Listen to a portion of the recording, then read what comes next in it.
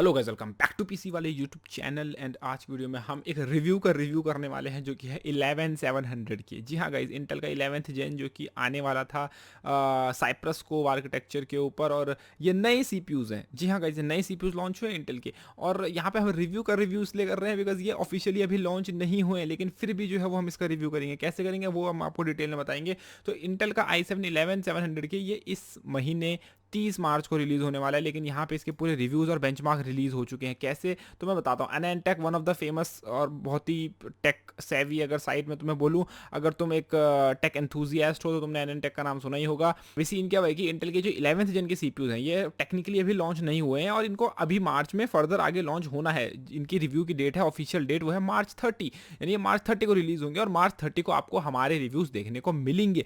But unfortunately क्या हुआ है कि जो दुकानदार हैं, शॉपकीपर्स हैं, उन्होंने जो है वो कुछ जगहों पे इसको बेचना पहले शुरू कर दिया टेक्निकली। और एनानटेक को ऐसी किसी जगह से ये सीपीयू मिल गया जहां से उन्होंने इसको खरीदा।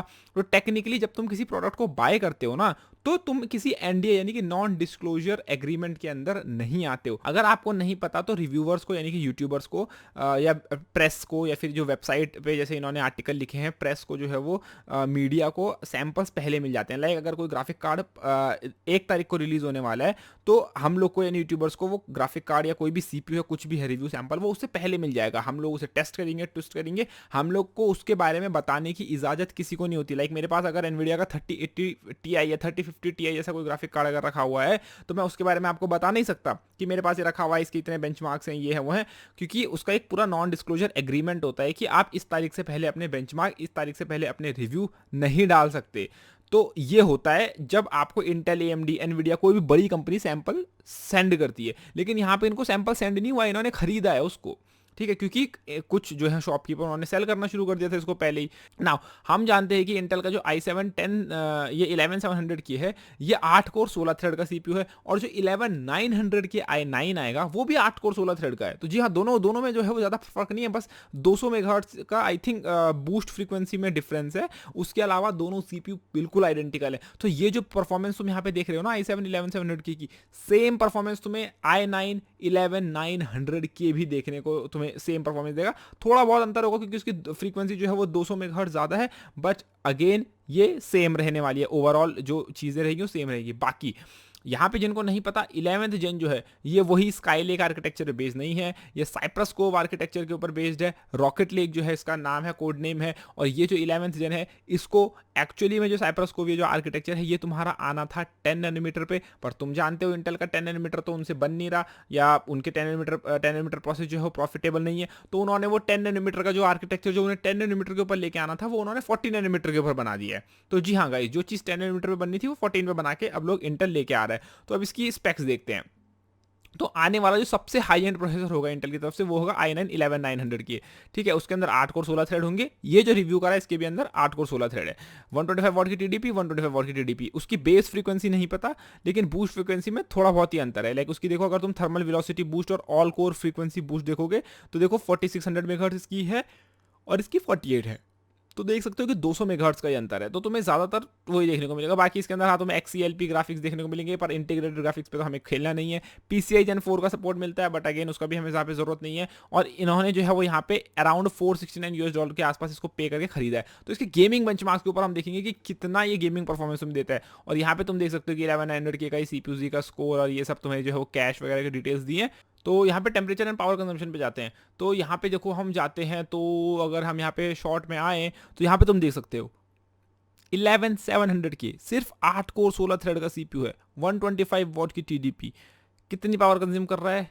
291 वॉट, लाइक ऑलमोस्ट 300 वॉट ये कंज्यूम कर रहा है। और जो इसका हायर एंड वेरिएंट होगा i9-11900 की, वो तो डेफिनेटली जो है वो 300 वॉट प्लस पावर कंज्यूम करेगा। ऑल्दो ये AVX 512 इंस्ट्रक्शन पे है, बट तुम अगर AVX 2 पे भी देखोगे तो ये 224 वॉट पावर कंज्यूम कर रहा है। जबकि तुम अगर 5800X जो कि 8 कोर 16 थ्रेड का सीपीयू है, ये भी 8 कोर 16 थ्रेड का है, ठीक है, ये भी 8 कोर 16 थ्रेड का है तुम्हारा 11700 के, लेकिन वो देखो AVX 2 में कितनी कम पावर कंज्यूम कर रहा है, ओनली 141 वॉट। चलो थोड़ा गेमिंग बेंचमार्क की तरफ जाते हैं, क्योंकि गेमिंग बेंचमार्क में देखते हैं कि ये कैसा परफॉर्म करता है।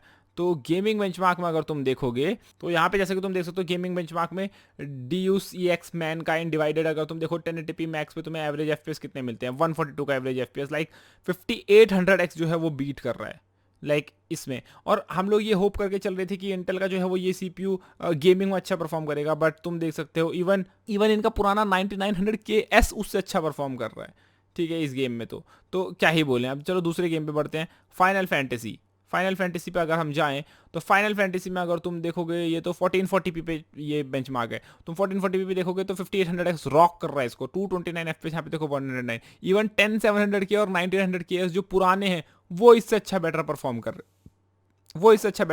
रहे हैं। ऑल्दो यहाँ पे अलग अलग रेजोल्यूशन है, ये 4K में है, 4K में चलो ये अच्छा परफॉर्म करता है अगर तुम देखोगे यहाँ पे, पर 5800x इतना ज़्यादा पीछे नहीं है। अगर तुम 1080p पे देखोगे तो 1080p पे अगेन तुम्हारा 5800x जीत जाता है, ठीक है। सिर्फ 4K पे जो है वो क्या बोलते हैं तुम्हारा 11700K जीतता है। आगे बढ़ते हैं तो वर्ल्ड ऑफ टैंक्स में तो ये किसी भी रेजोल्यूशन पे नहीं जीत रहा, 4K पे भी नहीं जीत रहा। अगर तुम 1080p स्टैंडर्ड में देखोगे तो वहाँ पे तो 5800x, और इसमें देखो कितना ज़्यादा डिफरेंस है, कितना ज़्यादा डिफरेंस है, ठीक है। अगर तुम 1080p मैक्स में जाओगे तो भी यहाँ पे नहीं है कोई चांस इसके जीतने का। अगर तुम यहाँ पे 4K में जाओगे तो 4K में भी ये नहीं जीत रहा, ठीक है। तो मतलब हर जगह पे जो है वो इवन तुम्हारा 4K में तो पुराना 10700 की जो पुराना जनरेशन का है वो इससे अच्छा परफॉर्म कर रहा है, ठीक है। तो हर जगह पे AMD जीत रहा है, और तुम्हारा नया सीपीयू क्यों मतलब क्या है, मतलब चलो कोई नहीं। बॉर्डरलैंड्स 3 देखते हैं 1440p में अगेन AMD यहाँ पे जीत रहा है, और इवन पुरानी जनरेशन का 1900KS जीत रहा है, ठीक है। अगर तुम यहाँ पे जाओगे 1080p में तो 1080p में अगेन पुरानी जनरेशन का 900KS उससे ऊपर है, और 5800X उससे और भी ऊपर है। 4K में जाओगे तो 4K में तो मैं क्या ही बोलूँ, उसमें तो 10700 के पुराना सबसे बेस्ट परफॉर्म कर रहा है। अगर तुम चलो GTA 5 बहुत लोगों को पसंद आता है, GTA 5 में देखते हैं, GTA 5 काफी पुराना गेम है। 1080p में तो भैया GTA 5 में 5800x जीत रहा है, और 1900K और 10700 की पुरानी जनरेशन की सीपीयू इस नई जनरेशन वाले से फास्टर है। अगर तुम यहाँ पे जाओगे 4K में तो 4K में अगेन पुरानी जनरेशन की सीपीयू 5800x जीत रहा है। 1440p पे भी सेम सीन है, 720p पे देखोगे तो भी सेम सीन है। तो कुछ नहीं मतलब बदला। यहाँ पे रेड डेड रिडेम्पशन देखते हैं, RDR2 नया गेम है, मस्त गेम है, ठीक है। इसमें भी अगेन सेम कहानी वही, मतलब किसी भी गेम में नहीं जीत रहा है। 1080p देख लो, 4K देख लो, 1440p देख लो, कहीं पर भी किसी भी कोई भी ऐसा सिचुएशन नहीं है जहाँ पे ये जीत रहा हो। इसके पुरानी जनरेशन की सीपीयू उल्टा इससे अच्छा परफॉर्म कर रहे हैं। और पावर कंजम्पशन अगर तुम देखोगे तो मैं क्या बोलूँ, मतलब पावर कंजम्पशन अगर तुम यहाँ पे देखोगे तो तुम इवन अगर यहाँ पे एक फनी चीज़ है कि यहाँ पे लेटेंसी जो है वो इसकी ज़्यादा है। अगर तुम कोर टू कोर लेटेंसी देखोगे तो इसकी बढ़ गई है, बट वो ऐसा मुझे लगता है क्योंकि तुम 10 नैनोमीटर का आर्किटेक्चर 40 नैनोमीटर पे खींच रहे हो, इतनी बड़ी डाई है। अगर तुम इतना वो कर रहे हो तो उसमें ऑफकोर्स कोर टू कोर बीच में कम्युनिकेशन में डिले आएगा ही आएगा। तो ये तो इनके आर्किटेक्चर की मैं बोलूँगा कमियां हो गई, ठीक है। ये होना ऑब्वियस था। पावर कंजम्पशन तुम देख सकते हो 290 वॉट AVX 512 यूज़ करके, और AVX 2 यूज़ करके 224 वॉट। और कितना ज़्यादा ये हीट करेगा, तो हीट के मामले में देखो यहाँ पे इन्होंने अनंत टेक ने यहाँ पे बोला है कि इनका जो है वो क्या बोलते हैं बीच बीच में 104 डिग्री भी टेम्परेचर इनका गया है, 100 डिग्री से ऊपर आराम से गया इनका टेम्परेचर, ठीक है। यहाँ पे लिखा है कि the danger is that during our testing the power peak at an eye catching 292 watt, जो कि हम देख चुके हैं।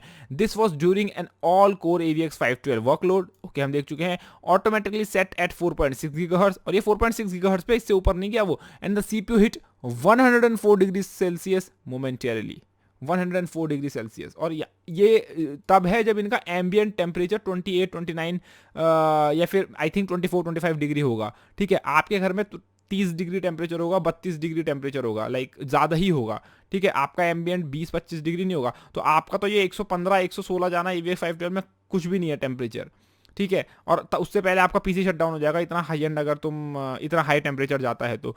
ऑल्दो अगर तुम मदरबोर्ड की सेटिंग से अपना CPU का टेम्परेचर की लिमिट को या प्रोटेक्शन को हटा देते हो, देन तुम्हारा 115 120 डिग्री जा सकता है temperature, but normal case scenario में इतना आपका PC शट डाउन हो जाएगा इतने में।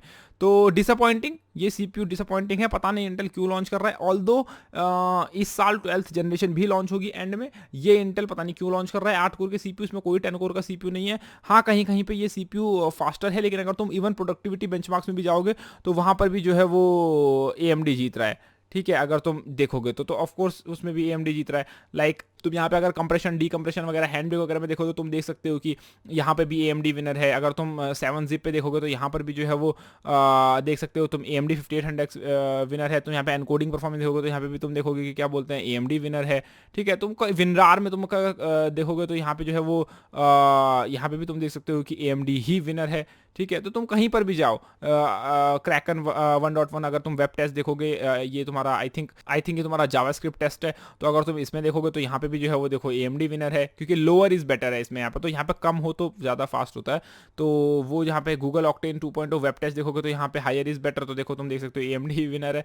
तो मतलब तुम कहीं पर भी देख लो, सिनेबेंच देख लो, सिनेबेंच में भी अगेन AMD विनर है। सिनेबेंच R15 मल्टीटास्किंग में देखो, मल्टी थ्रेडिंग में 2498 का पॉइंट वो आता है। यहाँ पे तुम सिनेबेंच R15 में अगर सिंगल थ्रेड में देखोगे तो तुम्हें 265 का स्कोर देखने को मिलता है। यहाँ पे तुम देख सकते हो, यहाँ पे तुम देख सकते हो, तो मतलब हर जगह AMD विनर है, अब गेमिंग में भी और प्रोडक्टिविटी में भी। तो इंटेल पता नहीं क्या कर रहा है, क्यों लॉन्च कर रहा है, मुझे नहीं पता इसको कौन लोग लेंगे। इसको गेमिंग में तक अच्छा परफॉर्म नहीं कर रहे तो लोग क्यों लेंगे इसको। तो तुम्हारे इसके बारे में क्या ख्याल है, क्या तुम्हें पसंद आया नहीं आया, वो अपने कमेंट सेक्शन में बताना ना भूले। धन्यवाद, टेक केयर गाइस।